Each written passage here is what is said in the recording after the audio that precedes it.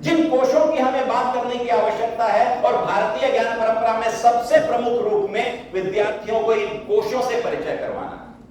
हमें भी खुद अपने कोशों से परिचय करवाने की आवश्यकता है, और उसका सबसे पहला कोश है अन्नमय कोश, जो हम अन्न खाते हैं। जैसा भोजन आप ग्रहण करते हैं वैसा आपका मन जो है वो उस तरीके का विचार लाता है। इसीलिए हमारा जो अन्नमय कोश है वो शारीरिक विकास को लेकर चलता है कि आप किस तरीके का भोजन प्राप्त कर रहे हैं, आपका शरीर कैसा हो रहा है। और हम कहते हैं स्वस्थ शरीर में ही स्वस्थ मन का वास होता है, तो शरीर स्वस्थ होना चाहिए। कोरोना के बाद हम सब जाग उठे, अपने आप को खूब अच्छा और स्वास्थ्यवर्धक और खुद को स्वस्थ बनाने की बहुत सारी मुहिम हमने प्रारंभ की। हमने बहुत सारे जॉगिंग करना प्रारंभ किया, हम बहुत सारे जो योग आसन है उसको प्रारंभ किए, और हम जाकर बहुत ज्यादा तरीके में यदि मैं कहूं तो हम विभिन्न संस्थानों में जाकर अपने आप को स्वास्थ्यवर्धक बनाने के लिए और स्वास्थ्य को बेहतर बनाने का प्रयास किए। और इसलिए दूसरा जो कोश है वो प्राणमय कोश है।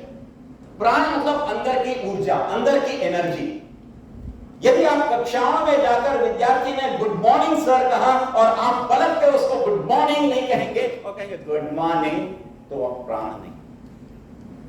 इसीलिए मंदिरों में जब प्राण प्रतिष्ठा होती है तब जाकर पूजा होती है, तब तक पूजा नहीं होती जब तक प्राण प्रतिष्ठा होकर उसमें प्राण वायु नहीं फूकी जाती। तब जाकर वो सकारात्मक ऊर्जा परिवर्तित होती है और वो सकारात्मक ऊर्जा संचरित होती है। इसलिए प्राण वायु की आवश्यकता है। हर एक शरीर में वो जो प्राण वायु है वो हमारी सांस है जिसको हम लेते रहते हैं, और इसीलिए योग में उसको प्राणायाम कहा गया है। प्राण पर आयाम, यदि हम प्राण पर आयाम कर लें, अपने श्वास पर हम यदि नियंत्रण कर लें कि कैसे श्वास को छोड़ा जाए, कैसे श्वास को लिया जाए और कितने देर तक हम श्वास को रोक कर रखे रहें, उस पर यदि हम चिंतन मनन करेंगे, और कहते भी हैं कि जितना तनाव होता है तो आप प्राणायाम कर लीजिए, 2-3 मिनट तक 7 तक कर लीजिए, आपके सारे के सारे तनाव समाप्त हो जाएंगे। तो वो हमारा प्राणमय कोश है, उस पर भी ध्यान देने की आवश्यकता है। और तीसरा जो है वो मानसिक विकास का कोश है, जो मन का विकास है। और मन का विकास कहता है इमोशनल। अभी तक की राष्ट्रीय शिक्षा नीति को यदि छोड़ दिया जाए, पुरानी नीति पर जाए, तो केवल और केवल वो नीति इंटेलिजेंट क्वोशंट पर काम करती थी, बुद्धिमत्ता गुणक पर काम करती थी। और आप जब भी परीक्षा के परिणाम होते थे सबसे पूछते थे कि अमुक परीक्षा में आपको कितने प्रतिशत अंक आए। हम अंकों के आधार पर लोगों का मान बढ़ाने लगे, अंकों पर हम लोगों की तुलना करने लगे, और हमारे बच्चे का जब अंक नहीं आया तो हमने दूसरे बच्चे का उदाहरण देके उस बच्चे को नीचे किया, अपने खुद के बच्चे को हमने नीचा किया। हम अंकों पर आधारित समाज का निर्माण कर रहे थे। उसमें उसका इमोशनल क्वोशंट कहां गया, जो भावनात्मक गुणक था। उसमें उसका सोशल क्वोशंट कहां गया, जो सामाजिक गुणक था। उसमें उसका रिलीजियस क्वोशंट कहां गया, उसमें उसका साइकोलॉजिकल क्वोशंट कहां गया। ये राष्ट्रीय शिक्षा नीति न केवल इंटेलिजेंट क्वोशंट पर बात करती है, ये emotional quotient, social quotient, religious quotient, psychological quotient, ऐसे न जाने कितने गुणकों पर बात करती है। इसीलिए ये जो हमारा मानसिक विकास है ये होने की आवश्यकता है। प्रतिस्पर्धा हमारी किसी दूसरे से नहीं है, मेरी प्रतिस्पर्धा अपने आप से है कि कल मैं क्या था, आज मैं क्या हूं और कल मैं क्या बनूंगा।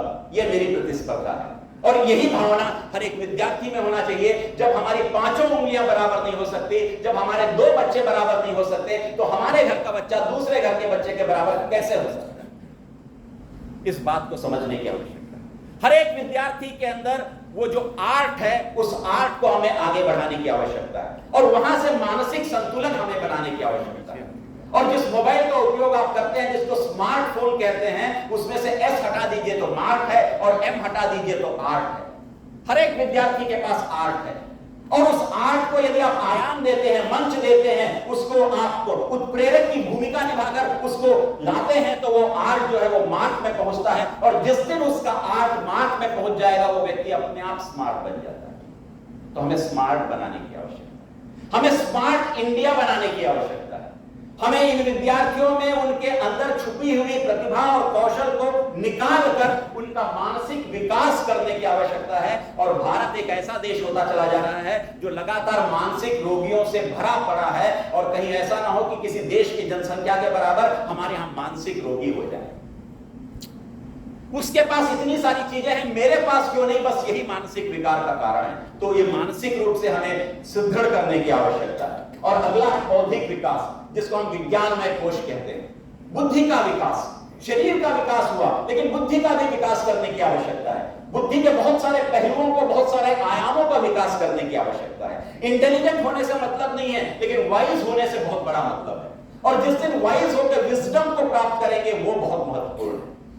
तो इंटेलिजेंट तो ठीक है, लेकिन आज के इस युग में हम केवल और केवल इंफॉर्मेशन प्रोवाइडर हो गए हैं, हम केवल और केवल फैसिलिटेटर हो गए हैं। हम यहाँ की जानकारी को अपने पास आके एक पोस्ट ऑफिस की भूमिका निभाते हैं, वहां से आती है और इधर भेज देते हैं, लेकिन उसका उपयोग कैसे कर पाए वो हमारे लिए बहुत आवश्यक है। और अंत में यदि हम ये सब कर लेते हैं, चारों को हासिल, तो पांचवा होता है आनंदमय कोश, जहां आध्यात्मिक अनुभूति होती है, जहां पर आत्मा का परमात्मा से मिलन होता है।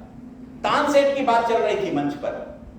तानसेन ने कहा अपने अकबर से कि मैं आपके लिए गाता हूं, मैं अपने जीविकोपार्जन के लिए गाता हूं, मैं राजा के लिए गाता हूं, और मैं जब गाता हूं तो बारिश भी होती है, मैं गाता हूं तो दीप भी जल उठते हैं।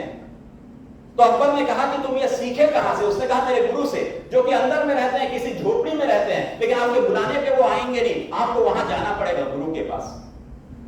और जब गुरु के पास गए और तानसेन ने गाना प्रारंभ किया, तो जानबूझकर उसने गलती की ताकि गुरु जो है उसको टोक सके। और जब गुरु ने गाना प्रारंभ किया तो अकबर का तो होश के ठिकाने नहीं रहे। उसने कहा तानसेन से, तुम इतना बढ़िया क्यों नहीं गाते? तो तुम्हारे गुरु इतना अच्छा गाते हैं, और ऐसा गुरु पाकर तुमने वो शिष्यत्व ग्रहण कर कर भी उतना क्यों हासिल नहीं किया? तो तानसेन ने कहा, ये मेरे गुरु जो हैं ये उसके लिए गाते हैं और मैं आपके लिए गाता हूं, दोनों में अंतर है। और जिस दिन आत्मा का परमात्मा से मिलन है, वही हमारा आध्यात्मिक कोश है, और वही हमारा आध्यात्म है, जिस पर हम सभी टिके हुए। इसीलिए जब इस तरीके के आनंदोत्सव हम मनाते हैं, वहां पर हमारा ये आनंदमय कोश, जिसमें बॉडी जो है ब्लिस हो जाती है। और इसीलिए हम बुजुर्गों को आशीर्वाद लेते हैं, उनके चरण छूते हैं, ताकि वो हमें ब्लेस कर सके, और उनसे जो आशीर्वाद प्राप्त होता है वो हमारे पूरे जीवन को आलोकित करता है। तो उस प्रकार की भावना को लेकर यदि हम चले, तो उस प्रकार की भावना में रामचरितमानस में तुलसीदास भी कहते हैं कि क्षितिजल पावक गगन समीरा, पंच रचित अति अधम समीरा। तो पंच तत्वों की बात हम कर रहे हैं। और जब हम कर लो दुनिया मुट्ठी में कहते हैं, तब भी ये उंगलियां जब सिमट के आ जाती है, मुट्ठी बनती है, तो भी ये पांच की है। तो हम सारे के सारे जगहों में पांच की बात करते हैं, और उसी पांच की बात में हम आते हैं। हमारे सारे के सारे करिकुलम में, सिलेबस में इन ऊपर के साइंटिस्ट को पढ़ा दिया गया, लेकिन इन नीचे वालों को हमने छोड़ दिया, जिसकी बात मंच लगातार करता है कि हम रामहीर को छोड़ दिए, ब्रह्मगुप्त को छोड़ दिए, आर्यभट्ट को छोड़ दिए, कनाद को छोड़ दिए, जिनके माध्यम से पश्चिमी देशों ने लगातार उपलब्धियां हासिल की। हम उनको भूल गए। हमें वो पढ़ाया गया जो उनको पढ़ाना था, हमें वो गढ़ा गया जो उनको गढ़ना था। और इसलिए मैकॉले को मालूम था कि जब तक भारत में गुरुकुल परंपरा पे एक बहुत प्रहार न किया जाए, ये भारत को हम अपना नहीं बना सकते। और इसलिए उसने भारतीयों को एक नारियल के समान बनाकर छोड़ दिया, जो ऊपर से भूरे दिखते हैं भारतीय जैसे, लेकिन अंदर जैसे ही तोड़ते हैं वो गोरे ब्रिटिश दिखते हैं। तो we are near coconut in front of others. हम केवल एक भूरे ऊपर का आवरण है हमारा, और अंदर हम आज भी हमारा माइंडसेट जो है वो विदेशी माइंडसेट है, वो भारतीय नहीं है। वो राष्ट्रीय शिक्षा नीति को स्वीकार न करने वाला माइंडसेट है। वो राष्ट्रीय शिक्षा नीति में बहुत सारे जो है उसके घटकों पे, उस पे न जाने कितने प्रहार करने वाला है। तो इसलिए मैंने शुरुआत में कहा था हमें माइंडसेट बदलने की आवश्यकता है।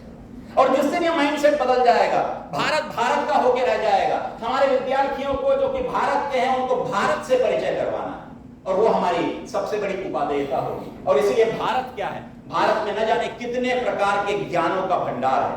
यदि आप योग की बात करें, यदि आप कॉन्शियसनेस या चेतना की बात करें, यदि आप मेडिसिन की बात करें, आप आर्कियोलॉजी की बात करें, आप एस्ट्रोनॉमी की बात करें, आप वेलनेस की बात करें, आप किसी के बारे में भी बात कर लीजिए, ये वो जगह है।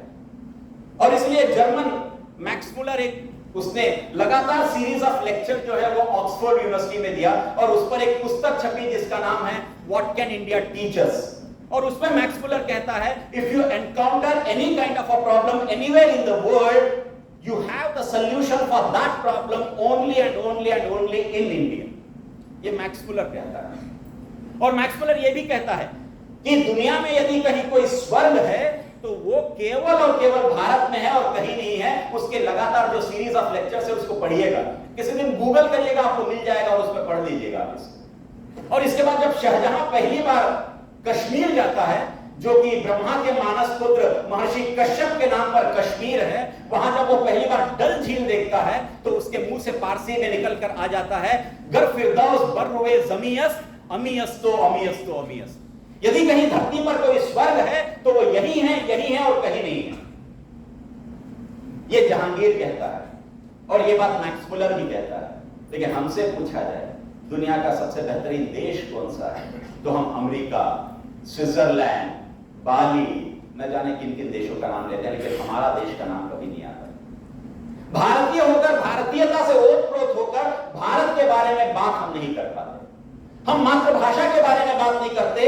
यदि कोई व्यक्ति मातृभाषा, मातृभूमि और माता के प्रति बात नहीं करता है तो उसकी हर बात बेमानी होगी। यदि हम मातृभाषा को आगे नहीं बढ़ा पा रहे हैं और दूसरी भाषाओं को लेकर चल रहे हैं तो कोई मतलब का नहीं है। लगातार हमने 14 सितंबर को एक संदेश प्रसारित किया एक दूसरे के व्हाट्सएप पे, हैप्पी हिंदी डे। देखिए, हैप्पी हिंदी डे, हिंदी दिवस की शुभकामनाएं नहीं, कर्तव्यों की इतिश्री करते हैं हिंदी बोल के। हम हिंदी भारत के माथे की बिंदी है और हमारी राष्ट्रभाषा है, तो हमारे मुखारबिंद से प्रस्फुटित होने वाले प्रत्येक शब्द में हिंदी होनी चाहिए। और मैं यदि कन्नड़ होकर भी हिंदी इतना बोल पाता हूं तो इसलिए बोल पाता हूं क्योंकि मेरे चारों ओर आबो हवा में हिंदी पलती है, बसती है और मुझे करती है, इसलिए मैं बोल पाता हूं। तो यदि हिंदी के प्रति, और मुझे मातृभाषा भी बोलवा लीजिए, कन्नड़ में मातृभाषा भी उतने ही धारा प्रवाह बोल सकता हूं जितने धारा प्रवाह में हिंदी बोल सकता हूं, और उतनी ही धारा प्रवाह में छत्तीसगढ़ी भी बोल सकता हूं। तो इन भाषाओं पर हमें विद्यार्थियों को बताने की जरूरत है कि 4 यदि वाक्य अंग्रेजी के बोल दिए तो हम उस बच्चे के लिए ताली बजाते हैं, लेकिन वो बच्चा जो 4 वाक्य हिंदी के अच्छे से बोल लेता है उसके लिए हम ताली नहीं बजाते। छत्तीसगढ़ी बोलने में हमारे बच्चों को बड़ी शर्म महसूस होती है, शर्मिंदगी होती है, छत्तीसगढ़ी कैसे बोली जाए। भारत में जो प्रदेशों का बांटा हुआ है वो भारत में केवल भाषाओं के आधार पर, कन्नड़ बोला जाता था तो कर्नाटक, तमिल बोला जाता था तो तमिल, तेलुगु बोला जाता था तो तेलंगाना, असमीज बोली जाती थी तो असम, बंगाली बोली जाती थी तो बंगाल, गुजराती बोली जाती थी तो गुजरात, राजस्थानी बोली जाती थी तो राजस्थान। कुछ ही प्रदेशों को छोड़ दीजिए, बाकी सारे प्रदेश केवल और केवल भाषाओं के आधार पर बने। तो उन भाषाओं का क्या हुआ? ये जो छत्तीसगढ़ जिसको हम रत्न गर्भा कहते हैं, 36 भाषाएं थी, आज घट के 3-4 भाषा बोलने वाले रह गए, बाकी भाषाएं कहीं पे।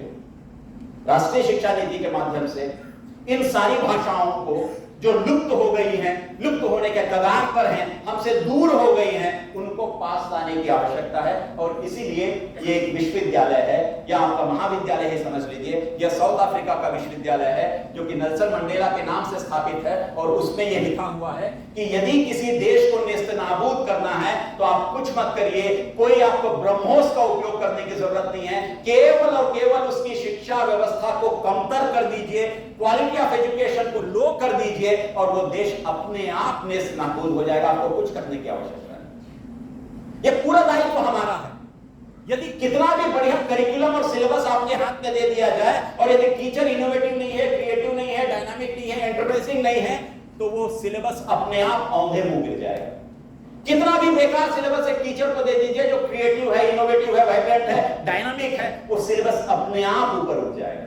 तो हर चीज निर्भर करती है उस शिक्षक पर। और इसलिए चाणक्य भी कहता है कि शिक्षक के गोद में प्रलय और दूसरा निर्माण। मैं आपसे चाहता कि निर्माण बदलते तो हमें निर्माण करने की आवश्यकता है, नए युग के निर्माण करने की आवश्यकता है, नए भारत के निर्माण करने की आवश्यकता है। और इसलिए भारतीय ज्ञान परंपरा है क्या? भारतीय ज्ञान परंपरा कुछ भी नहीं है। जो हमारे आसपास है वही भारतीय ज्ञान परंपरा है। जो हम प्रकृति के साथ अपने आप को जोड़ते हैं वो भारतीय ज्ञान परंपरा है। और भगवत गीता पढ़िएगा, उसमें कृष्ण कहते हैं मनुष्य और प्रकृति की बात करते हैं। तो मनुष्य और प्रकृति की बात करते हैं, हम प्रकृति से लगातार कोसों दूर हो गए हैं। प्राकृतिक रूप से हम अपने आप को नहीं, बल्कि हम उस आर्टिफिशियल या जो हमारे लिए प्राकृतिक नहीं है उस पर आ गए हैं। हम नेचुरल इंटेलिजेंस की बात आज नहीं करते, आज हम आर्टिफिशियल इंटेलिजेंस की बात करते हैं। हम नेचुरल की बात करना ही बंद कर दिए। एक कक्षा थी जहां विद्यार्थी बैठे थे, एक शिक्षक आते हैं और शिक्षक कहते हैं कि दुनिया का 7 आश्चर्य लिखिए, तो सारे विद्यार्थी लिखने लगते हैं। और होता भी ये अमूमन है कि जब हम शिक्षक जाते हैं उन विद्यार्थियों के, जब लिखते रहते हैं उनके पास में, तो विद्यार्थी ऐसे हाथ कर लेता है ताकि शिक्षक न देखे, क्योंकि शिक्षक जो है वो सर्वज्ञ है, कहीं गलती न बता दे। वो बच्चे ने भी ऐसे हाथ रखा था। उसके बाद उस शिक्षक ने उसको हाथ उठाया, फिर उनको कुछ नयापन लगा। उस शिक्षक ने उस विद्यार्थी को बुलाया और कहा कि चलो आपने जो लिखा है 7 दुनिया का आश्चर्य, उसको पढ़ो। वो जैसे ही पढ़ना प्रारंभ किया, उस विद्यार्थी ने, सारे लोग हंसना प्रारंभ कर दिए। फिर उस विद्यार्थी से शिक्षक ने पूछा आपने लिखा क्या है? तो विद्यार्थी ने प्रश्न किया शिक्षक से, आपने कहा क्या था? उसने कहा मैंने कहा था दुनिया के 7 आश्चर्य लिखे। तो इन्होंने क्या लिखा? तो इन्होंने लिखा हैंगिंग गार्डन ऑफ बेबीलोन, इन्होंने लिखा ताजमहल, इन्होंने लिखा पीसा की मीनार, इन्होंने कुछ और लिखा। तो इस विद्यार्थी से पूछेगा तुमने क्या लिखा? उसने लिखा आईज, उसने लिखा ईयर्स, उसने लिखा स्किन, उसने लिखा टंग। टीचर ने पूछा ये क्या है? तो उसने कहा इन लोगों ने जो लिखा है वो मैन मेड वंडर्स हैं और मैंने जो लिखा है वो गॉड क्रिएटेड वंडर्स हैं। तो शायद हम गॉड क्रिएटेड वंडर्स को नहीं पहचान पाए। हमारे कान हैं इसलिए हम उस डेफ की भाषा नहीं समझ पा रहे। आज इंटरनेशनल डेफ डे है, हम उस डेफ को नहीं समझ पा रहे क्योंकि हमको तो सुनाई देता है। हम उसको नहीं समझ पाते जो बोल नहीं पाता, जो डम रहता है उसको भी नहीं समझ पाते। हम जो फिजिकली चैलेंज रहता है उसको नहीं समझ पाते, जो आई से चैलेंज रहता है उसको भी नहीं समझ पाते। उस व्यक्ति से पूछिएगा कि आंख का मतलब क्या होता है जिसको दिखाई नहीं देता। उससे पूछेगा कान का मतलब क्या होता है जिसको सुनाई नहीं देता। उससे पूछेगा जो बोल नहीं पाता कि बोलने का मतलब क्या होता है। हम सब कर सकते हैं, तो फिर हम इस गॉड क्रिएटेड वंडर्स का उपयोग क्यों नहीं कर पा रहे? तो विद्यार्थियों के अंदर इस बात की भावना को जागृत करने की आवश्यकता है। और इसलिए भारतीय ज्ञान परंपरा में दृष्टि है, परंपरा है और लौकिक प्रयोजन है। जब दृष्टि हो जाती है, उस दृष्टि के हिसाब से जो हम कार्य करने लगते हैं और लगातार कार्य करने लगते हैं, तो वो परंपराओं में परिवर्तित हो जाती है। और परंपराएं किस लिए? परंपराएं इसलिए ताकि लौकिक प्रयोजन हो, समाज का विकास हो सके। और कोई भी परंपरा यदि समाज का विकास नहीं करती है तो वो कभी लौकिक परंपरा हो ही नहीं सकती। और इसलिए हमारी परंपराएं जो है वो टाइम टेस्टेड है, हर कसौटी पर उसको खरा उतारा गया है, तब जाके वो लौकिक प्रयोजन होता है। और वही हम शोध में भी कहते हैं। हमारा शोध ग्रंथ यदि सामाजिक उत्थान के लिए नहीं है और केवल कक्ष में रखने के लिए, मेरे नाम के साथ में डॉक्टर लगाने के लिए, किसी और के साथ उसको डॉक्टर को जोड़ने के लिए यदि है, तो उस शोध का कोई मतलब नहीं। तो सामाजिक रूप से हम कैसे आगे बढ़ें, समाज को कैसे आगे लेके जाएं? और इसीलिए इस दृष्टि को हम नॉलेज का ट्रांसमिशन कह सकते हैं, उस परंपरा को हम नॉलेज का ट्रेडिशन कह सकते हैं, और लौकिक प्रयोजन को हम प्रैक्टिकल यूटिलिटी कह सकते हैं। और यदि नैक की भाषा में आओ तो दृष्टि जो है वो आपका इंटेलिजेंस है, परंपरा जो है वो इनोवेशन है, नवाचार है, और लौकिक प्रयोजन जो है सोशल आउटरीच है। नैक के माध्यम से हम अपने महाविद्यालय के कक्षों से बाहर निकलकर समाज में पहुंचे। आप उन विद्यार्थियों को देखिए जो समाज से आते हैं और फिर समाज में चले जाते हैं। और हम क्या करते हैं? समाज से आए हुए विद्यार्थी को गढ़कर पुनः उस समाज में भेजते हैं ताकि वो जो वहां से लेकर आया और यहां से जो सीख कर गया उसको समाज में वो फैला सके, समाज को देकर जाए। इसलिए जब बच्चा पैदा होता है तो मुट्ठी बांध कर पैदा होता है, और सिकंदर महान भी जब गया तो मुट्ठी खोल कर गया, केवल ये बताने के लिए कि मैं लेकर आया था और सब कुछ छोड़ के जा रहा हूं। वो हमारी परंपरा है। तो उस परंपरा का निर्वहन हमें विद्यार्थियों को भी इस तरीके से बता के ज्ञानार्जन के माध्यम से करना चाहिए। और इसलिए भारतीय ज्ञान परंपरा क्यों आवश्यक है? ये इसलिए आवश्यक है कि उनमें यह समझ जागृत करने की आवश्यकता है कि हमारा एग्जिस्टेंस कैसा है। जिसको हम जीवन कहते हैं, उसमें जी में हटा दीजिए, बाकी बचता क्या है? वन है। उसमें 3/4 वन है, और वन ही ना हो तो जीवन कहां है? जी कैसे पाएंगे हम? तो इसलिए हम वन महोत्सव मनाते थे। इसलिए हम उन पेड़ों में भगवान को रख देते थे कि अमुक पेड़ को मत काटना क्योंकि इसमें भगवान है। उसमें विज्ञान बताते तो शायद लोग समझ नहीं पाते। इसलिए चबूतरा जो है पीपल के पेड़ के आसपास बना, क्योंकि पीपल सबसे ज्यादा ऑक्सीजन देता है। लेकिन हमने कहा नहीं, इसमें तो भगवान रहते हैं, ब्रह्म रहते हैं, वो पेड़ बच गए हमारे। तो एग्जिस्टेंस की बात करते हैं हम, बात करते हैं वास्तुशास्त्र की, हम बात करते हैं आयुर्वेद की, हम बात करते हैं एस्ट्रोलॉजी की, फिलॉसफी की, स्पोर्ट्स की, आज हम वो स्पोर्ट्स खेल ही नहीं पाते। हमारे वो बच्चे कभी गिल्ली डंडा नहीं खेले, हमारे वो बच्चे कभी डंडा बजरंगा नहीं खेले, हमारे वो बच्चे कभी पिट्टूल नहीं खेले, हमारे वो बच्चे कभी रस्कीट नहीं खेले, हमारे बच्चे वो बिल्ला डाल के जो चौकोर बना के खेलते हैं वो नहीं खेल पाए। हमारे बच्चे खेलते हैं केवल उंगलियों के सहारे, जहां उंगलियां नाचती हैं वो खेल खेलते हैं हमारे बच्चे। उन बच्चों को बाहर कैसे निकाला जाए, उन बच्चों का शारीरिक विकास कैसे किया जाए, और इतने सारे फास्ट फूड खा के हमारे बच्चे कहां जा रहे हैं और किस ओर हम उन बच्चों को ले जा रहे हैं, इस पर भी आवश्यकता है। और भारतीय ज्ञान परंपरा इस ओर भी हमें इंगित करती है। और इसीलिए हम भारतीय ज्ञान परंपरा में लिंग्विस्टिक स्किल्स की बात करते हैं। मल्टीकल्चरल सोसाइटी में हम रहते हैं, मल्टी लैंग्वेज वाली सोसाइटी में रहते हैं, सब चीज हमारा मल्टी है, हम काम भी मल्टीटास्किंग करते हैं, तो क्यों नहीं हम मल्टीलिंगुअल भी हो जाए, एक नहीं अनेक भाषाओं के जानकार क्यों नहीं हम बन सकते। तो हमें वो बनने की आवश्यकता है। और इसीलिए हमें विद्यार्थियों के अंदर में संप्रेषण कला को विकसित करने की जरूरत है। वो हिंदी भी अच्छा बोल सके, अंग्रेजी भी बोल सके, लेकिन छत्तीसगढ़ी सबसे पहले बढ़िया बोल सके, ये हमारे लिए बहुत आवश्यक है। उसके मुखारबिंद से छत्तीसगढ़ी के शब्द प्रस्फुटित होने चाहिए, वो बहुत आवश्यक है। तो वो हमारी सबसे बड़ी उपादेयता है। और इसलिए भारतीय ज्ञान परंपरा एथिक्स की बात करती है। और जब हम एथिक की बात करते हैं, एथिक में से ई हटा दीजिए, एथिक जो है बड़ा थिक है, बहुत मोटा है, उसको समझाने की जरूरत है। वो जो मोटा चीज है उसको पतला करने की जरूरत है। एथिक्स आराम से समझ में नहीं आएगा, वो परंपराओं से समझ में आएगा, वो करने से समझ में आएगा। और इसलिए हमको चाहिए कि हम लिपि परंपरा को, श्रुति परंपरा को लगातार आगे बढ़ाते जाएं। हमारे यहाँ परंपराएं, श्रुति परंपराएं बहुत थी जिसका डॉक्यूमेंटेशन नहीं हुआ, लेकिन आज के टेक्नोलॉजी के युग में, आर्टिफिशियल इंटेलिजेंस के युग में उस श्रुति परंपरा को कैसे हम लिपि परंपरा में बदलकर डिजिटलाइजेशन कर सकते हैं, उसकी आवश्यकता है।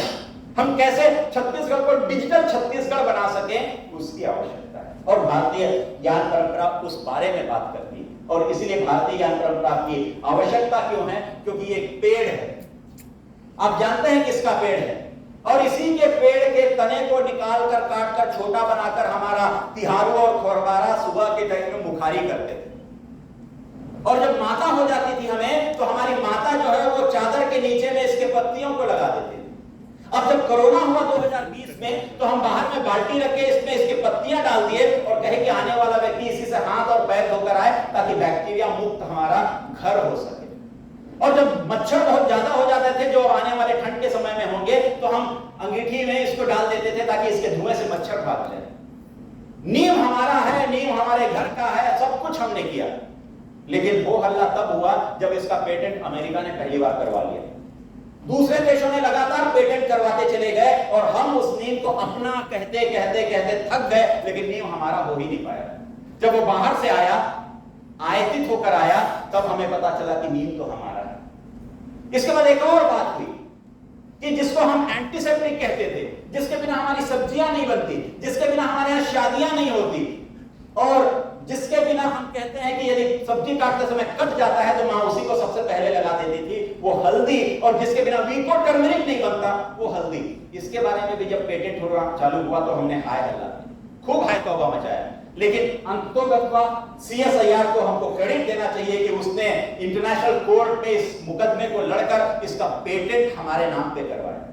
तब जाकर हमें मालूम हुआ कि हमारी अपनी परंपरा, हमारी अपनी विरासत, हमारे अपने चीजों को दूसरे देश किस तरीके से लगातार दोहन पर दोहन करते चले जा रहे हैं। और आप आगे जाइएगा कांकेर से आगे तो आपको एक केशकाल मिलेगा, केशकाल से आगे जाइए फरसगांव मिलता है। फरसगांव के बारे में मैंने पूछा फरसगांव का नाम क्यों पड़ा, तो उन्होंने कहा कि यहाँ परशुराम का फरसा गिरा था।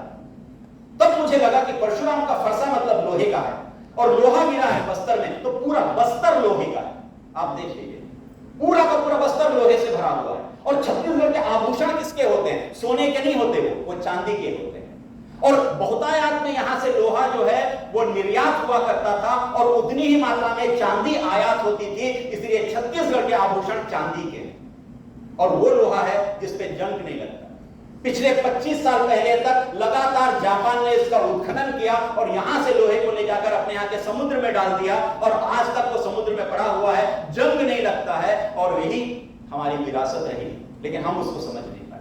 हम उसको देख नहीं पाए। और इसीलिए भारतीय ज्ञान परंपरा की आवश्यकता क्यों है? वो इसलिए है कि जिनकी बात मैं लगातार करता हूं, आपके यहाँ फर्स्ट सेमेस्टर में आने वाला विद्यार्थी जेन ज़ी लर्नर है और अभी जो विद्यालयों में है वो जेन अल्फा लर्नर है। ये वो लोग हैं जो पिज्जा और बर्गर खाते हैं, और इनमें भारतीयता को हम कैसे आगे ले जा सके।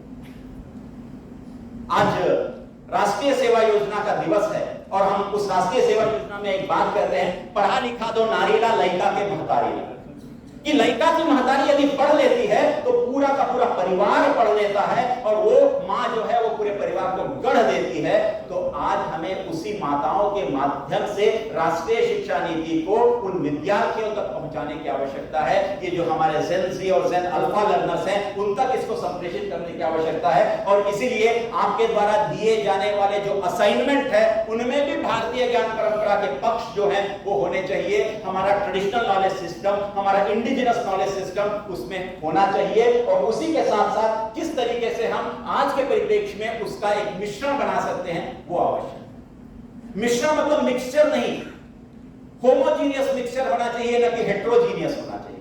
हमें उसको बनाने की आवश्यकता है। और इसलिए भारतीय ज्ञान परंपरा के एक और मनीषी हैं जिनको भारत सरकार ने 2024 में पद्मश्री से नवाजा, श्री हेमचंद माझी। और ये हेमचंद माझी वो हैं जो कैंसर तक के रोगों का इलाज जड़ी बूटियों के माध्यम से करते हैं। जब इनका साक्षात्कार लेने का मौका मिला, इनसे बात हिंदी में प्रारंभ किया तो इन्होंने हल्बी में बोला। इन्होंने कहा न मुझे छत्तीसगढ़ी आती है, न हिंदी आती है, मैं हल्बी में बोलूंगा, और मैं कुछ पढ़ा लिखा नहीं हूं, लेकिन जानकार ऐसे कि इनके साथ में 1-4 का गार्ड चलता है ताकि कॉर्पोरेट इनको ना किडनैप कर सके और कॉर्पोरेट इनके ज्ञान को लेकर अपना ना ज्ञान बना ले। ये हमारे छत्तीसगढ़ की धरोहर है, तो कम से कम इन माझी जी के लिए एक ताली तो बनती है।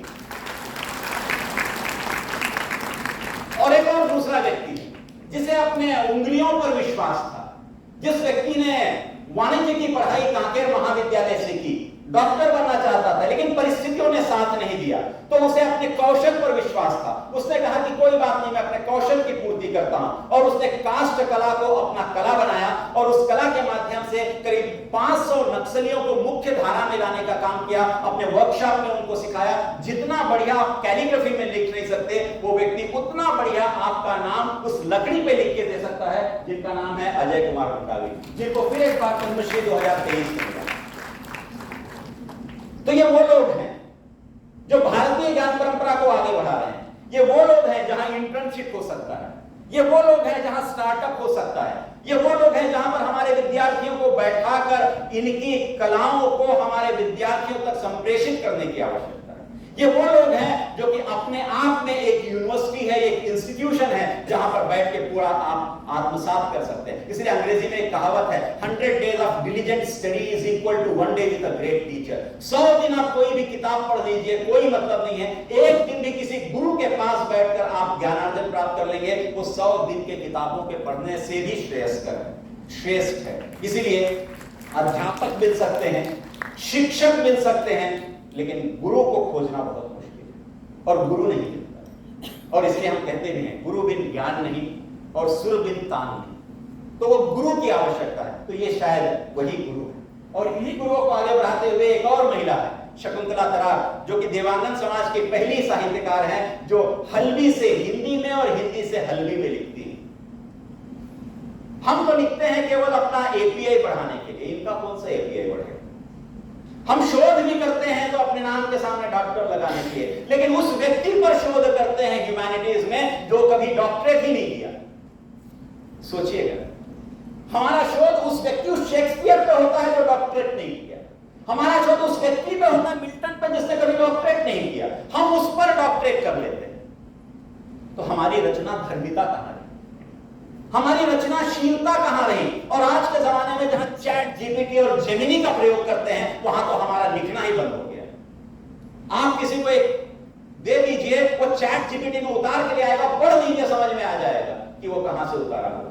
और यदि इतना चैट जीपीटी हमारे पास है, तो हमारी अपनी रचना धर्मिता, हमारी अपनी क्रिएटिविटी, हमारी अपनी रचना गई कहां। हमारे विद्यार्थी मोबाइल लेके कहीं कोई प्रतियोगिता करवाइए महाविद्यालय विश्वविद्यालय में, तो विद्यार्थी मोबाइल लेके आ जाता है और उस मोबाइल को देख के पढ़ने लगता है। क्या मतलब, आप फिल्म में ही जाते हैं, विद्यार्थी फिल्म जाते हैं, वहां इतना लंबा डायलॉग होता है, उस पूरे डायलॉग को रट कर, वरना वहां भी तो मोबाइल लेकर वो डायलॉग बोल सकता है, लेकिन फिल्मों में शायद आपको अच्छा नहीं लगेगा। तो हमें महाविद्यालय में अच्छा क्यों लगता है, विश्वविद्यालय में अच्छा क्यों लगता है? क्यों नहीं हम विद्यार्थियों को उस तरीके से ट्रेन करते हैं कि वो विद्यार्थी जो है उसको पढ़ के आगे अपने आप बोल सके, उसमें वो भाव ला सके, उसमें वो ऊर्जा ला सके, उसमें वो संयम ला सके, उस वाणी में उसकी वो धार होनी चाहिए। क्यों नहीं हम तैयार करता? हमारे महाविद्यालय और विश्वविद्यालय इसीलिए है। तो इसलिए भारतीय ज्ञान परंपरा को आगे बढ़ाने के लिए ये भी आवश्यक है। ये एक मंदिर है लेपाक्षी का, जहां इस पिलर के नीचे से चादर निकल जाती है, और लोगों ने कहा जब ये चादर निकल जाती है तो इस पिलर को हटा दिया जाए। जैसे पिलर को हटाने का काम प्रारंभ किया गया, पूरा मंदिर हिलने लगा। समझ में आया कि ये पिलर हट नहीं सकता, लेकिन ये जिस गति के नियम को आप कहते हैं उसको धत्ता बताता हुआ, उस गति के नियम को चुनौती देता हुआ ये पिलर आज भी वैसे ही लटका हुआ। और इसके बगल में एक और पिलर है, इसके बगल के एक मॉन्यूमेंट जो है उसको मैं हटा दिया हूं। ये न जाने कितने बारिश, कितनी गर्मी, कितनी धूप सहा होगा, फिर भी इस पर आज तक जंग नहीं लगा है। ये कुतुब मीनार के बगल में खड़ा हुआ आयरन पिलर है। ये भारतीय ज्ञान परंपरा है जिस लोहे में आज तक जंग नहीं लगी। एक हथौड़ा एक दिन के लिए बाहर रख दीजिए, पीलापन नजर आता है, उसमें जंग लगना प्रारंभ हो जाता है, लेकिन इसमें क्यों जंग नहीं लगा? शायद हमारे अंदर में जो चीजें हैं वो हमें जंग लगा गई हैं, हमें उस जंग को हटाना है, और इसीलिए भारतीयता को जानने की जरूरत है। सनडायल की बात करते हैं, गुलाबी शहर का। यह दुनिया का सबसे बड़ा सनडायल है, जहां पर कि हम समय को बहुत अच्छे से गणना कर सकते हैं, उस सनडायल की बात करते हैं। और उसके बाद एक और प्रकार की बात करते हैं जो छत्तीसगढ़ का है, जहां पर उज्जैन से निर्वासित होकर कालिदास आता है और यहां पर बैठकर वो मेघदूतम की रचना करता है, मेघ को अपना दूत बनाता है, और वहां के जो स्थानीय हैं उनको लेकर उस मेघदूत का मंचन करता है। शेक्सपियर और कालिदास में सबसे बड़ी समानता यह है कि उस देश, परिस्थिति, काल के अनुसार वो रचनाएं करते थे, और उन रचनाओं में जो स्थानीय लोग होते थे उन लोगों को मंच दिया करते थे। और यही रामगढ़ का ऊपर का जो पायदान है वहां पर वो मंच था। और यदि आप फिजिक्स के विद्यार्थी हैं तो निश्चित रूप से जाइएगा, यहाँ की अकॉस्टिक्स इतनी अच्छी है कि आप ऊपर से बोलिए नीचे तक बिना माइक के सुनाई देता है। हम हिंदी साहित्य पढ़ाते हैं, कालिदास को पढ़ाते हैं इतने महाविद्यालय विश्वविद्यालयों में, कभी हम जाकर कालिदास के किसी नाटकों के एक अंश का भी मंचन अपने विद्यार्थियों के लिए यहां किए हैं? यदि नहीं तो फिर नैक का एक्सपीरियंशियल लर्निंग किस मामले का, अनुभवात्मक शिक्षा किस नाम की है? यदि अनुभव ही नहीं हो पा रहा है तो वो अनुभवात्मक शिक्षा किस काम की है? जब हम बगीचा गए थे तो बगीचा में मैंने प्रभारी प्राचार्य को कहा, आपके महाविद्यालय के पीछे इतने बड़े बड़े चट्टाने हैं और इतनी अच्छी जगह है, क्यों नहीं यहां बुलाकर विद्यार्थियों को हम शिक्षा दे सकते हैं और प्रकृति के साथ उनका तादात्म्य स्थापित कर सकते हैं? लेकिन हम शायद उन चीजों को देख ही नहीं पाए, वो दृष्टि हमारी नहीं रही, वो दृष्टि लाने की आवश्यकता है। और इसीलिए इसी दृष्टि को आगे बढ़ाते हुए एक और मंदिर, ये बता सकते हैं ये मंदिर कहां का है? कोई गेस? ये मंदिर, इसका नाम है विद्याशंकर टेम्पल श्रृंगेरी का, और इस श्रृंगेरी में ही शंकराचार्य ने अपने मठ स्थापित किए। आदि शंकराचार्य ने 4 मठ स्थापित किए, जिसमें से एक मठ जो है वो श्रृंगेरी में। इस मंदिर की विशेषता क्या है? इस मंदिर की सबसे बड़ी विशेषता जो है वो इसके पिलर्स हैं, और इसमें 12 पिलर्स लगे हुए हैं, और ये सारे के सारे जो 12 पिलर्स हैं ये 12 राशियों के हैं।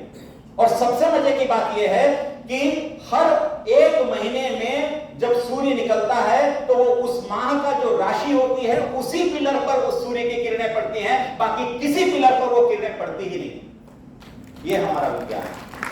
आपको कभी मौका मिले तो इस मंदिर पर जाके देखिएगा। मैं इसलिए इन सारे से परिचित करा रहा हूं क्योंकि हम घूमने बहुत जगह जाते हैं, लेकिन हम कुछ जानने बहुत जगह नहीं जाते। विद्यार्थियों को जानने की इन जगहों पर ले जाने की आवश्यकता है। एक और मंदिर जिसको मैं आपको दिखाने का प्रयास कर रहा हूं, ये कोपेश्वर टेम्पल है। ये महाराष्ट्र में है, खिद्रापुर में ये मंदिर है, और इस मंदिर के 4 भाग हैं, जिसमें एक भाग जो है ये स्वर्ग का स्थान है, और ऊपर में देखिए पूरा खुला हुआ है। और पुराने जमाने के घरों में चले जाइए, पुराने जमाने के घरों में बीच का जो भाग होता था वो खुला होता था, और चारों तरफ कक्ष बने होते थे, और वो जो ऊपर खुला भाग है उसको हम कहते थे ये ब्रह्म कुंड है। और वहां से धूप भी आती थी, वहां से बारिश भी होती थी, वहां सारे लोग बैठते थे, अपने कक्षों से बाहर निकलते थे, लेकिन आज हम 1 इंच भी जगह अपने घरों में नहीं छोड़ते। बीच का तो कभी खाली होता ही नहीं। ये स्वर्ग का द्वार है, ये कहा गया। और इन पुराणों में, स्थल पुराण में पढ़ेंगे तो दक्ष के एक कैरेक्टर आता है। उस दक्ष ने जब यज्ञ करवाया तो उसकी जब बेटी सती आई, और सती से वो बहुत नाराज था क्योंकि उसने शंकर से शादी कर ली थी, तो उसने शंकर को आमंत्रित नहीं किया। तो सती अपने पिताजी के यज्ञ में आई बिना शंकर के, और उस दक्ष ने उसका खूब अपमान किया, इतना अपमान किया कि वो सती जो है उसी अग्निकुंड में अपने आप को झोंक दी। और जब शिव को पता चला तो शिव क्रोधित होकर आए और उस दक्ष को उन्होंने सजा दी, उसका गर्दन काट दिया। उस पर भी उनका क्रोध जो है शांत नहीं हुआ, तो फिर पूरी पृथ्वी हिलने लगी। तो फिर नारायण जो है वो आए, और नारायण ने आके उस शंकर का जो क्रोध है उसको शांत किया। और इसीलिए इस मंदिर का नाम कोपेश्वर मंदिर है। कोप मतलब गुस्सा, एंगर, वो कोपेश्वर मंदिर। ये इकलौता ऐसा मंदिर पूरी दुनिया में है जहां भगवान विष्णु और भगवान शिव दोनों ही लिंग के रूप में विद्यमान। और सबसे बड़ी बात, इसके अंदर में 12 पिलर्स हैं। वो 12 पिलर्स जो है वो 12 राशियों को दिखाती हैं। और यहां पर से यदि आप कार्तिक पूर्णिमा में जाएं तो कार्तिक पूर्णिमा में इस जो गोलाई की जगह है वहां से पूरा चांद और पूरा तारा मंडल दिखाई देता है। कैसे बनाया गया होगा कि उस तारा मंडल को और चंद्रमा को इसके अंदर में समाहित करने के लिए कितना रिसर्च किया गया होगा। और यह मंदिर 500 साल में बनकर तैयार हुआ। 8वीं और 9वीं शताब्दी से बनता हुआ यह मंदिर 12वीं शताब्दी में जाकर पूर्ण होता है। यह भारतीय ज्ञान परंपरा का अद्भुत नमूना है। और इसी नमूने से आगे बढ़ते हुए ये हमारे ज्ञानर्षि हैं जिनको हम साइंटिस्ट आज के युग में कहते हैं। उन्हीं साइंटिस्ट से बढ़ता हुआ हमारा प्रशस्तपाद भाष्य है। और उसी प्रशस्तपाद भाष्य में मैं एक व्यक्ति का नाम लेता हूं, महर्षि कनाद का, जो पाटन के गुजरात से आते हैं। और उनका देखिएगा 6वीं शताब्दी ईसा पूर्व का जन्म है। और उन्होंने क्या दिया था, वैशेषिक विद्यालय की स्थापना की थी, जिसको हम परमाणुवाद कहते हैं। वो परमाणुवाद 6वीं शताब्दी ईसा पूर्व में कनाद ने प्रारंभ किया था और उसी को आगे बढ़ाया था प्रशस्तपाद ने। उसने अपना भाष्य लिखा और उस भाष्य में जो आप न्यूटन को पढ़ते हैं उसका पहला नियम यही है, यह सूत्र है। और न्यूटन ने अपने नियम में कहा यदि कोई वस्तु चलायमान है तो चलायमान रहेगी, यदि कोई वस्तु स्थिर है तो स्थिर रहेगी, जब तक उस पर कोई बाह्य बल न लगाया जाए। और इसको पढ़ लीजिए आप, जिसको आप मोमेंट ऑफ इनर्शिया कहते हैं, जड़त्व का नियम कहते हैं, जी का मान कहते हैं, वो प्रशस्तपाद के सूत्र में या भाष्य में। फिर दूसरा नियम की परिकल्पना हम करते हैं, फिर तीसरे नियम की परिकल्पना करते हैं। और तीसरे नियम में यह कहता है कार्य विरोधी कर्म, जो भी आप कार्य करेंगे उसके विरोध में कर्म होगा ही। जितना आप अच्छा करते जाएंगे उसके विरोध में लोग खड़े भी होते जाएंगे। यह तीसरा नियम जो है वो ये कहता है प्रत्येक क्रिया के बराबर परंतु विपरीत प्रतिक्रिया होती है। आप जितना अच्छा करिए उसके विपरीत प्रतिक्रिया अवश्य होगी। और इसलिए बुद्ध बनना चाहिए। जब बुद्ध जा रहे थे अपने शिष्यों के साथ तो एक व्यक्ति लगातार उनको गाली दे रहा था। शिष्य बहुत क्रोधित हुए, बुद्ध मुस्कुरा रहे थे, हंस रहे थे। शिष्य ने कहा हंस क्यों रहे हैं, मुस्कुरा क्यों रहे हैं? बुद्ध ने कहा कि बस मैं ऐसे ही मुस्कुरा रहा हूं। उन्होंने कहा नहीं, आपके मुस्कुराहट में भी कोई चीज छुपी हुई है। तो उन्होंने कहा मुझे कमंडल दो। तो उसने कमंडल दिया। बुद्ध ने दोनों हाथ बांध दिए, बोले महात्मा लीजिए कमंडल, भगवान लीजिए कमंडल। बुद्ध हाथ बांधे रहे।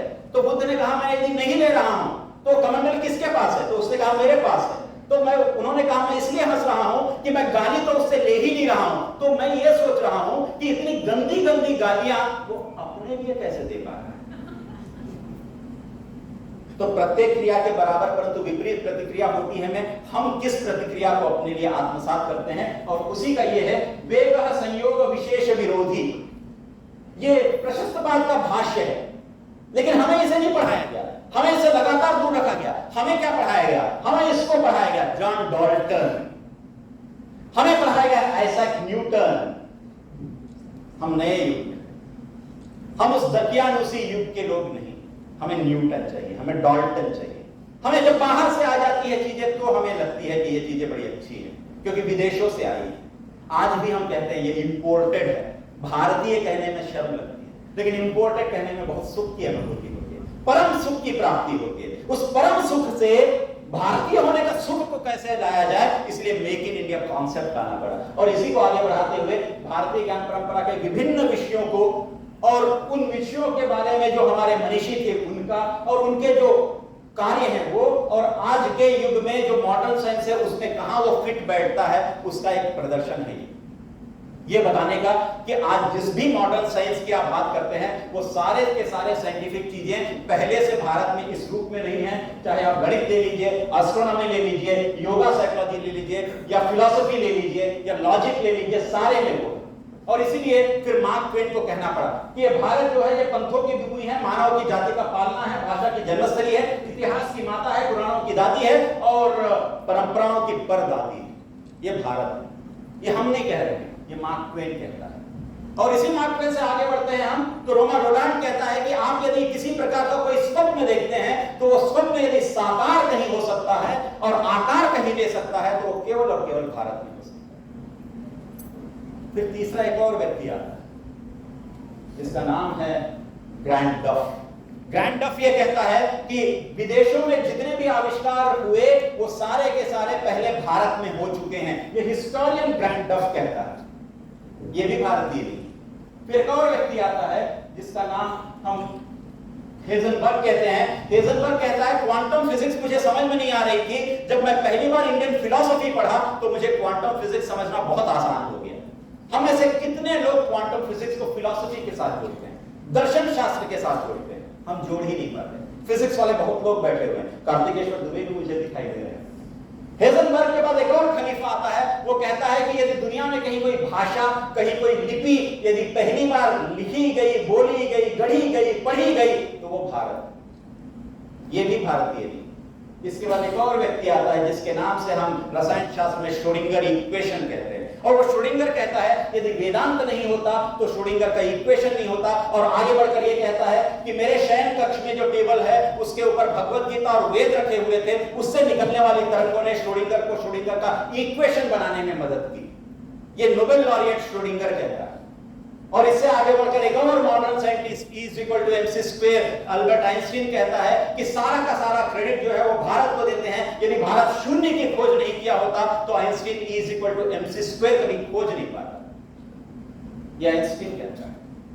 लेकिन शायद हम उस भारत को भूलते चले जाए और उसी भारत की परिकल्पना को साकार करने के लिए जब विश्व युद्ध हुआ तो हिरोशिमा और नागासाकी पर एटॉमिक बॉम्ब गिराया गया। और उस एटॉमिक बॉम्ब का जो प्रोजेक्ट था, उस प्रोजेक्ट का नाम था मैनहट्टन प्रोजेक्ट। और उस प्रोजेक्ट के जो लीडर थे उनका नाम है रॉबर्ट ओपेनहाइमर। और रॉबर्ट ओपेनहाइमर जब उस हिरोशिमा नागासाकी पर बॉम्ब गिराया गया, उससे जो विभीषिका हुई उसके बारे में ओपेनहाइमर से जब पूछा गया तो ओपेनहाइमर ने कहा कि now I am become death the destroyer of world. ये ओपेनहाइमर के शब्द थे। और वही ओपेनहाइमर कहता है अब मुझे जीनोम से ओम की ओर जाने की जरूरत है। और वही ओपेनहाइमर उसके बाद पूरी की पूरी भगवत गीता पढ़ देता है। और भगवत गीता में भगवान श्री कृष्ण भी कहते हैं कि मैं प्रलय का मूल कारक हूं और मैं ही महाकाल हूं। और अर्जुन को कहते हैं तुम्हारे सामने जितने महारथी हैं, खड़े हुए हैं, ये सारे के सारे महारथी युद्ध में बिना भाग लिए भी मृत्यु को प्राप्त होंगे क्योंकि इनका समय मैं निर्धारित करता हूं। तो ओपेनहाइमर वही बात करता है कि हम जीनोम से ओम की ओर जाएं। और हम वो भारतीय हैं जो ओम से जीनोम की ओर जा रहे हैं और पूरी दुनिया जीनोम से ओम की ओर आ रही है। हम उल्टा चल रहे हैं। हम घड़ी की सुई को उल्टे तरीके में घुमाने का प्रयास कर रहे हैं। और इसीलिए भगवान श्री कृष्ण को इस महाभारत के युद्ध में अपना पूरी शक्ति दिखानी पड़ी। और इसलिए उन्होंने कहा अर्जुन से कि तुम्हें वो शक्ति दिखाई नहीं देगी, तुम्हें दिव्य दृष्टि देता हूं। और उस दिव्य दृष्टि में भगवान श्री कृष्ण ने अपने विभिन्न रूपों को बताया। और सब पूरी जो वसुधा है वो एक है, पूरे भगवान जो एक है वो एक है। और उस एकात्म की भावना को यहां साकार करता हुआ यूनिवर्सल वननेस की बात हम करते हैं। और उसी एकात्मता की बात यदि हम करें, रनिंग कमेंट्री की बात करें, तो उस रनिंग कमेंट्री में धृतराष्ट्र को पूरे के पूरे महाभारत के युद्ध को बताने के लिए संजय को भगवान श्री कृष्ण ने दिव्य दृष्टि दी थी। वो पहली हमारी रनिंग कमेंट्री थी जहां पर कुरुक्षेत्र में क्या घटित हो रहा है उसको संजय ने धृतराष्ट्र को बताया। और इसीलिए पहला ही अध्याय का पहला ही सूत्र जो है वो प्रारंभ होता है धृतराष्ट्र उवाचा धर्मक्षेत्रे कुरुक्षेत्रे समवेतायुत्सवा मामकाः पांडवास्यैव किम कुर्वत संजय।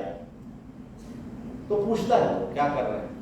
और जब मैं 5 की बात करता हूं, उसी गीता में 5 के बारे में लिखा हुआ है कि भगवान श्री कृष्ण के शंख का नाम जो है वो पांचजन्य है। और उसमें कहता है पांचजन्यम ऋषिकेशो देवदत्तम धनंजय पौंड्रवदत्मो महाशंखम भीमकर्मा वृकोदरः। तो शंख के नाम पांचजन्य, तो पंच फिर एक बार पंच की बात होता है और उसी बात को आगे लेकर चाहे आप बोर का नाम ले लीजिए, हेजनबर्ग का नाम ले लीजिए, श्रोडिंगर का नाम ले लीजिए, टेस्ला का नाम ले लीजिए, आइंस्टीन का नाम ले लीजिए, सारे के सारे लोग कहते हैं यदि वेदांत नहीं होता तो ये सारे साइंटिस्ट नहीं। ये हमारी भारत की बहुत बड़ी परिकल्पना है। ये सारी की सारी चीजें केवल और केवल विद्यार्थियों को समझाने बताने की नहीं है, बल्कि इसको हम लगातार परिष्कृत करके उन तक कैसे इसको लेके जा सकते हैं उसकी भी आवश्यकता है। और इसीलिए हमारे आजकल के विद्यार्थी ये खाते हैं, ये इतना बड़ा होता है कि इसको खाने के लिए उतना मुंह नहीं खुलता, हमारा मुंह इतना ही खुलता है उसके। और ये रिप्लेस किसको किया? ये रिप्लेस हमारे उस रोटी को, उस भात को, उस दाल को रिप्लेस किया। ये भात और दाल और ये रोटी, ये गेहूं और चावल, ये किसको रिप्लेस किए? तो ये रिप्लेस किए श्री धान्य को, जिसको हम आज मिलेट्स कहते हैं, जो बहुत महंगा हो गया है। पहले तो ये गरीबों का भोजन था, इसको जो खाता था उसको हम गरीब समझते थे। ये मोटा अनाज है जिसको हम आज श्री धान्य कहते हैं। और खादर वली जी जो इंडिया के मिलेट मैन है, उनसे पूछिए तो वो चैलेंज करते हैं मिलेट खाना प्रारंभ करिए, सारे के सारी बीमारियां आपकी अपने आप समाप्त हो जाएगी।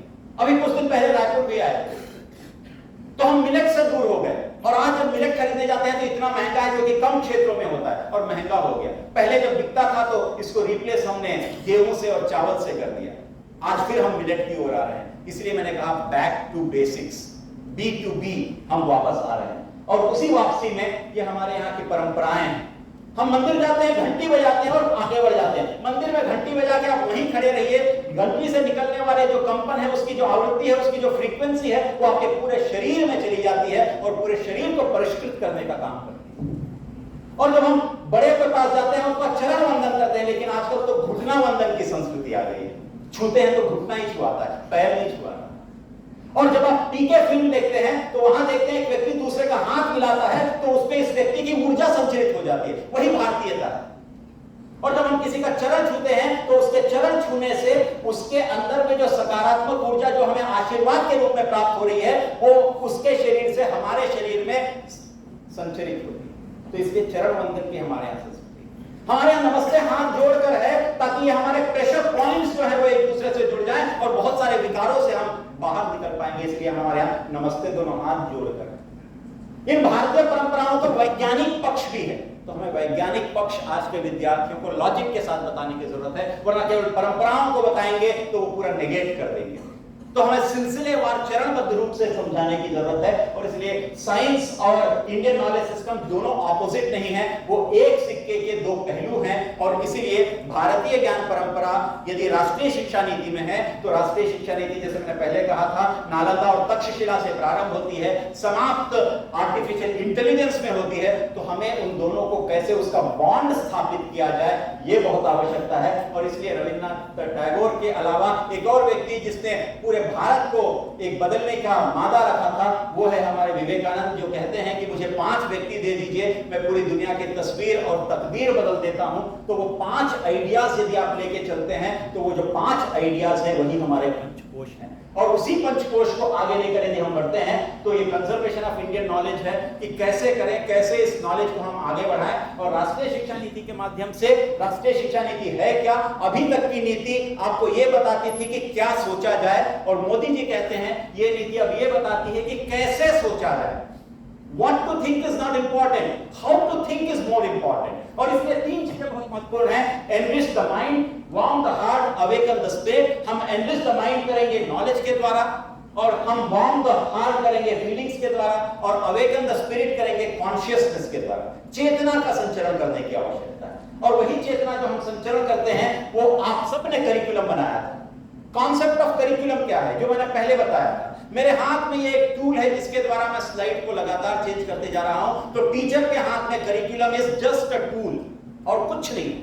ये टूल करता क्या है? ये टूल आपके स्टूडेंट्स को मोल्ड करता है। किस हिसाब से मोल्ड करता है? उनके आइडियल के हिसाब से करता है, उनके ऑब्जेक्टिव के हिसाब से करता है। और मोल्ड कहां करता है? स्टूडियो में करता है। वो स्टूडियो कौन सा है? वो आपका टूटा फूटा कुर्सी का जो आपका क्लासरूम है, वही स्टूडियो। उस टूटे फूटे क्लासरूम के स्टूडियो से उस विद्यार्थी को आप कैसे परिष्कृत करके निकालते हैं, वो बहुत इंपॉर्टेंट है। और इसलिए विज्ञान में एक शब्द है मेटामॉर्फोसिस। एक लार्वा जो होता है उसका जब मेटामॉर्फोसिस मेटामॉर्फोसिस होता है तो वो लार्वा बटरफ्लाई के रूप में कन्वर्ट होता है। लेकिन कभी आप उस लार्वा को देखिए, आपको समझ में ही नहीं आएगा इस लार्वा से इतना सुंदर बटरफ्लाई बना होगा। वही मेटामॉर्फोसिस है। विद्यार्थी जब हमारे महाविद्यालय विश्वविद्यालय में आता है तो एक लार्वा के रूप में आता है, और जब निकलता है तो वो एक सुंदर तितली के रूप में निकल पाए, और ये यदि हम कर पाते हैं तो हमारे होने का मतलब है, हमारी उपादेयता है, और यही सार्थकता भी है। तो हमें मेटामॉर्फोसिस करने की आवश्यकता है, और वही मेटामॉर्फोसिस विद्यार्थियों को एनरिच करती है, वही मेटामॉर्फोसिस विद्यार्थियों को इंस्पायर करती है, और सबसे ज्यादा उनको एम्पावर करती है। आत्मनिर्भर भारत बनाने की आवश्यकता है। उसको एम्पावर, उसको पावर को देने की जरूरत है, उसको पावरफुल बनाने की जरूरत है। इसलिए पेडागॉजी को मैं नहीं पढ़ता, पेडागॉजी का अंतिम शब्द जो है उसको पढ़ता हूं। आप कुछ भी पढ़ाइए, जैसा भी पढ़ाइए, लेकिन यदि वो एंजॉयबल नहीं है तो वो एंड ऑफ जॉय, और कुछ नहीं। यदि मैं अपने विद्यार्थियों को एंजॉयबल तरीके से नहीं पढ़ा रहा हूं तो वो एंड ऑफ जॉय है। यदि उसमें ह्यूमर नहीं है तो आप विद्यार्थियों में ट्यूमर क्रिएट कर रहे हैं। तो बेहतर है ह्यूमर लाइए, ट्यूमर की आवश्यकता नहीं। एंजॉयबल बनाइए, एंड ऑफ जॉय मत करिए। और देखिए विद्यार्थी आएंगे, आप जितना बेहतर पढ़ा सके। फिराक जब पढ़ाते थे तो फिराक जब उस पढ़ाते पढ़ाते वो पूरा का पूरा वहां सब कर देते थे, नंबर 1 नंबर 2 सब कर देते थे वो, और फिराक लगातार सिगरेट पीते हुए फिराक पढ़ाते थे। लेकिन फिराक की कक्षाओं में इतनी भीड़ रहती थी कि गलियारों में भी लोग खड़े होकर फिराक को सुनते थे, फिराक को सुनते थे, फिराक को देखते नहीं। फिराक क्या कर रहा है इससे मतलब नहीं, लेकिन फिराक से निकलने वाली वाणी उनके लिए बहुत महत्वपूर्ण थी। तो वो फिराक, तो मैं इसलिए बात करता हूं फिराक गोरखपुरी की, कि वो किस तरीके के व्यक्ति। हमें भी एजुकेशन जो करने की 1986 से लेकर 2020 तक की नीति, और उसमें बीच में 2009 में राइट टू इंफॉर्मेशन, और पहली बार राष्ट्रीय शिक्षा नीति जो है वो राइट टू इंफॉर्मेशन से टू को हटाने का काम की है। पहली बार हम राइट एजुकेशन में आए हैं, राइट टू एजुकेशन नहीं, राइट एजुकेशन। मैं क्यों कहता हूं राइट एजुकेशन? वो इसलिए कहता हूं क्योंकि हमारा ब्रेन 2 भागों में बटा है, जिसमें एक लेफ्ट ब्रेन है, एक राइट ब्रेन है। अभी तक की जो शिक्षा नीति थी वो केवल हमारा लेफ्ट ब्रेन को आगे बढ़ाई है। और लेफ्ट ब्रेन क्या करता है?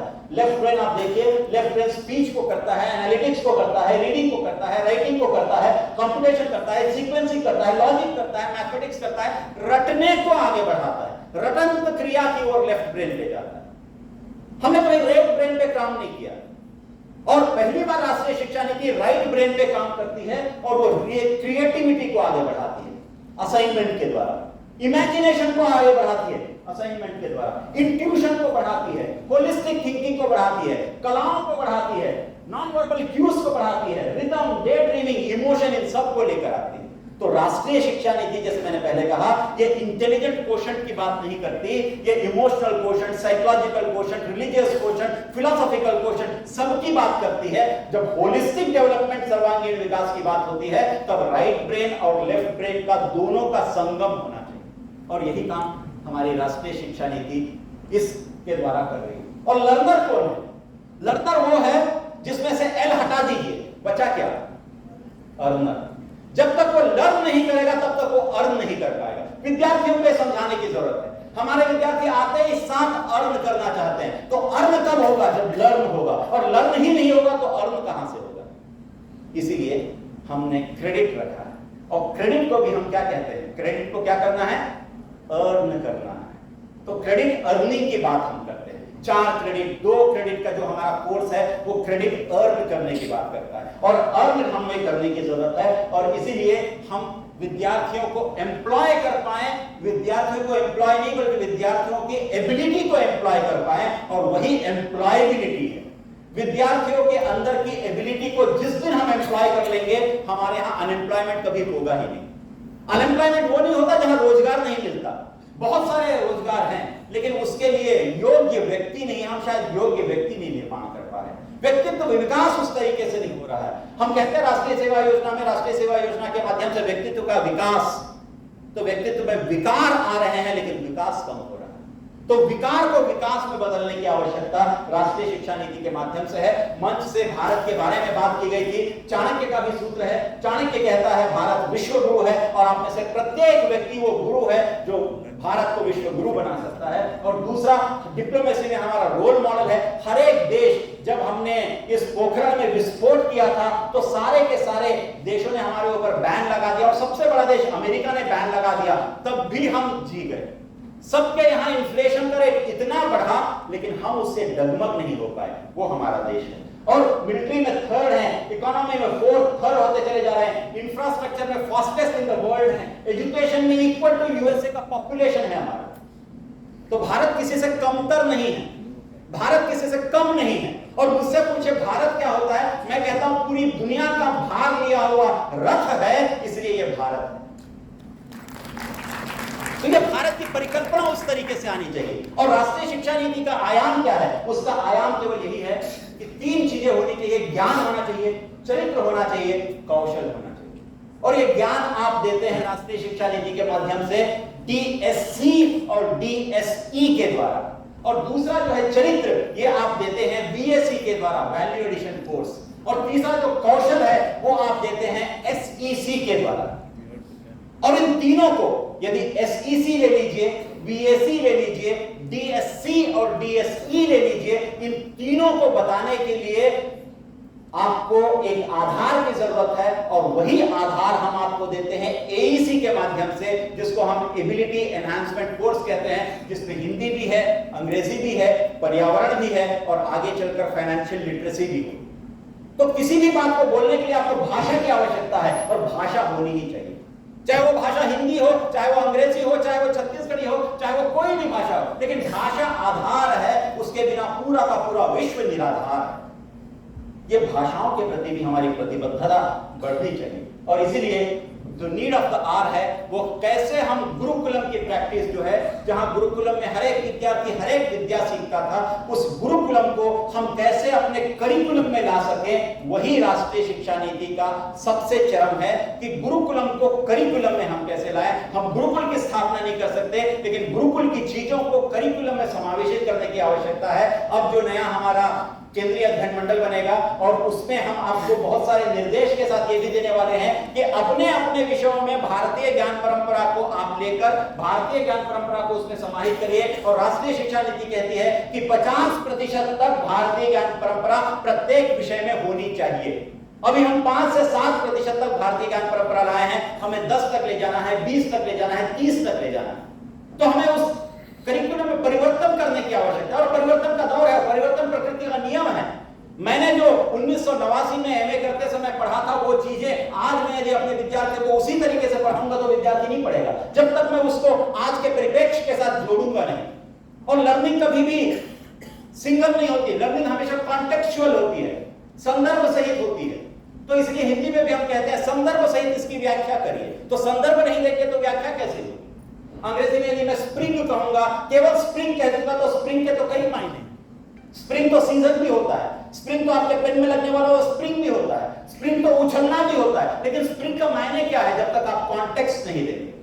तो कॉन्टेक्स्ट की आवश्यकता है, इसलिए एजुकेशन नीड्स कॉन्टेक्स्ट। और इसलिए भारतीय ज्ञान परंपरा, मैंने शुरू में कहा था कि एनईपी जो है वो पेन है, हम सभी के हाथ में कलम है, हमें चाहिए कि हम उस कलम का सही मायने में उपयोग कर पाए, और वही जो है मच नीडेड चेंज की आवश्यकता है। और आगे करना क्या है? आगे ये करना है कि प्रथम वर्ष के जो हमारे विद्यार्थी हैं उनका उन्मुखीकरण लगातार करिए। उनको बताइए जीई क्या है, उनको बताइए एसएससी क्या है, उनको बताइए बीएससी क्या है, उनको बताइए डीएससी क्या है, उनको बताइए डीएसई क्या है।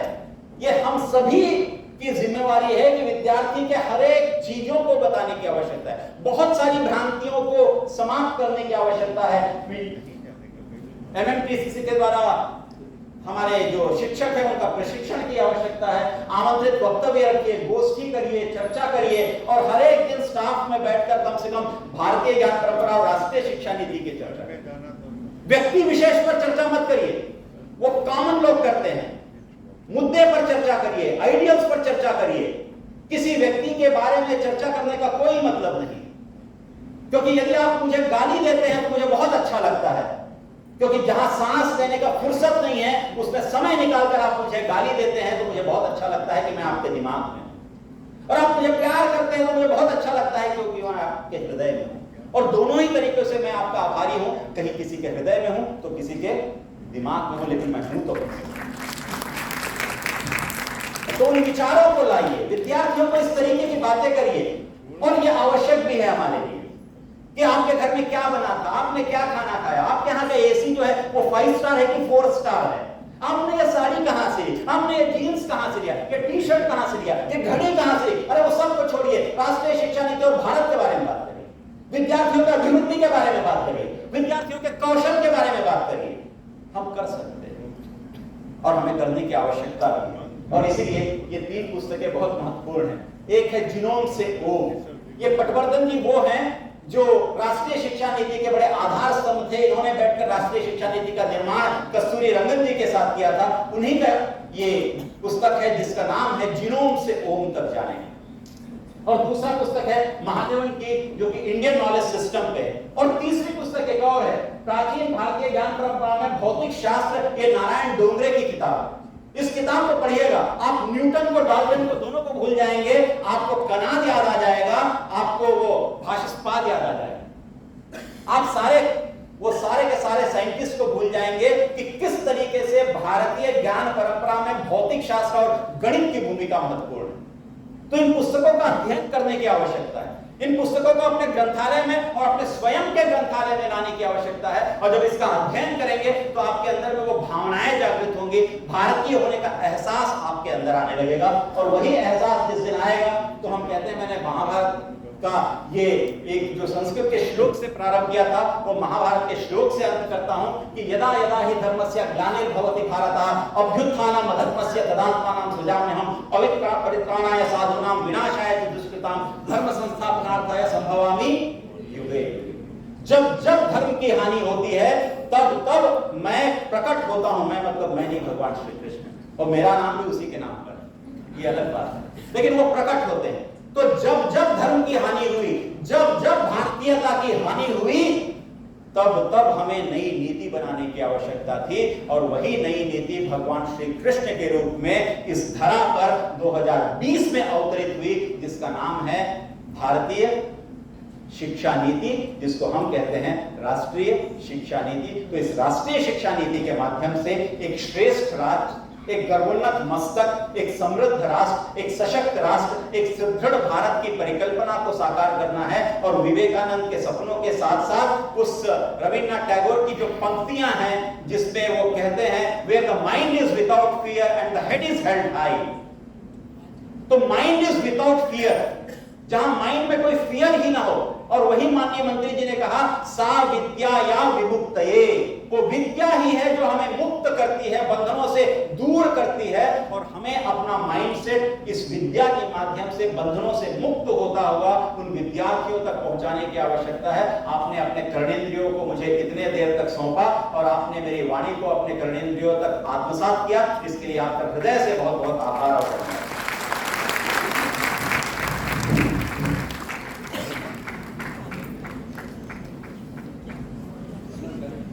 मतलब